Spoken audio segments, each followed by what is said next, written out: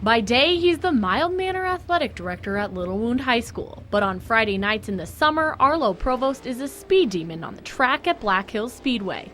The Pine Ridge native has been racing ever since 1989, but the love affair began years before he sat behind the wheel. When I was a kid, we lived close to a racetrack, and I went over the hill as a little boy, 5th, 6th, 7th grade, and watched them. Didn't have the money to get in. Sat on the hill and watched them and always wanted to do it. But those early plans took a decades-long detour. I rodeoed for 16 years professionally.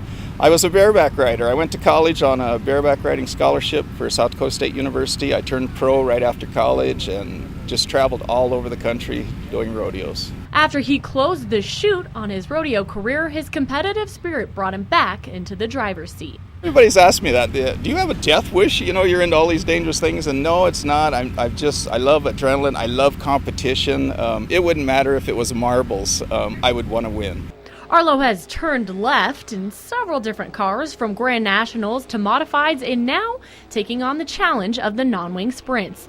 And after 27 years of burning fuel, his skills remain finely tuned. I was track champion last year, like I said, in street stock. I was modified track record holder with Tim Ridker back in '93. I just love to race. In fact, I'll foot race you. While I didn't take him up on the challenge, his son Corey did. Arlo says drivers are born and not made, and competitive spirit runs deep in the Provost blood. When we race, I cut him no quarter.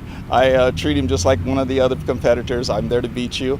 And my son's very competitive too. He wants to beat me, and when he does, he rubs it in all week and lets me know. You know, I got wind before he did, so I think that kind of ate him up a little bit. And it did, as the two went nose to nose and put their money where their clutch is. We raced in the same class, kind of had a bet going on, who's going to be higher in the points. And at the end of the year, I happened to win the points, and my son was 5th, so he still owes me $100.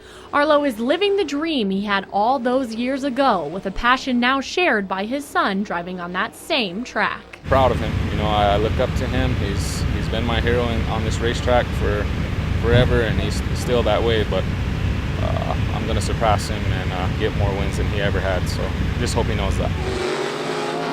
For Black Hills Fox Sports, I'm Megan Thompson.